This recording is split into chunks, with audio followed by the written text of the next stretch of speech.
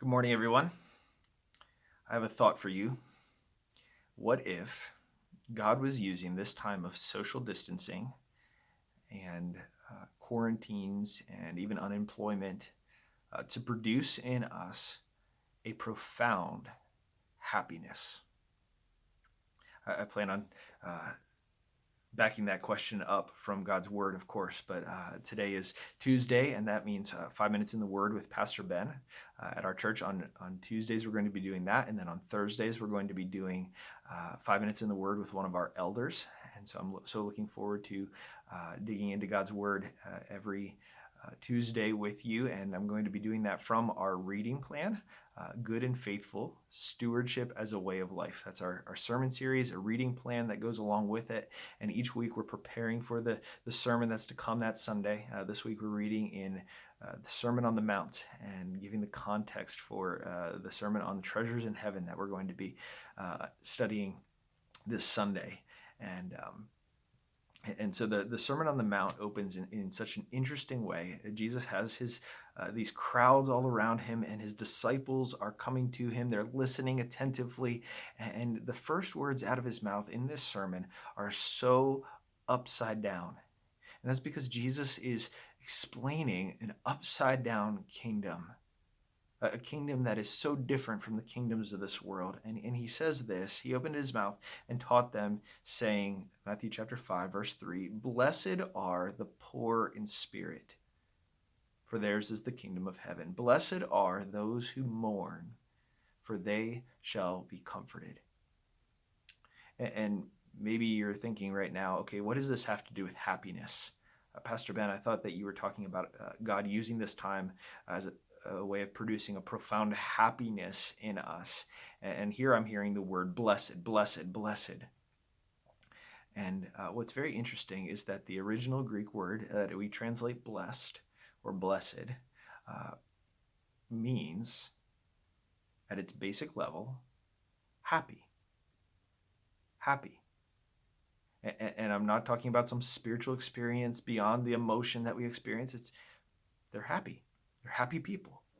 Um, even when the King James was translated, and where the English versions right now are all taking their cues from, uh, up until even just a couple hundred years ago, the word blessed meant totally meant happy.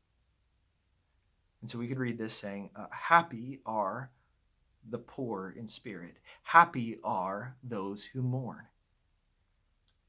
And that sort of messes with our sensibilities, doesn't it?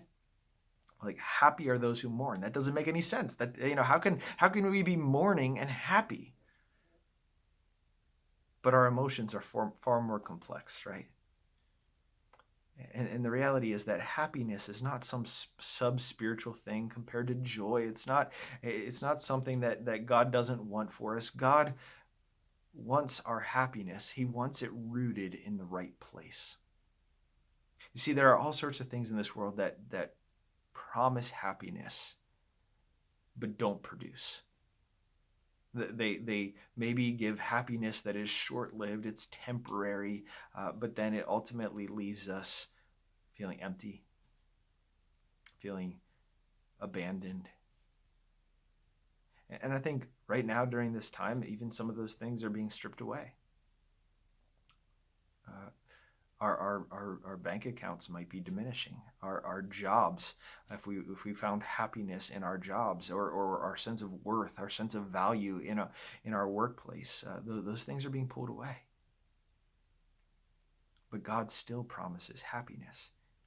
In fact, we can find a more profound, more long-lasting, more unshakable happiness from those places of being mournful or poor in spirit. And it's not that we say, "Oh, I'm so happy because I'm mourning. I'm so happy because I'm poor in spirit." It's that we recognize the eternal kingdom of which we are a part. We recognize Christ's values compared to the values of this world, and it produces in us a supernatural, unshakable happiness.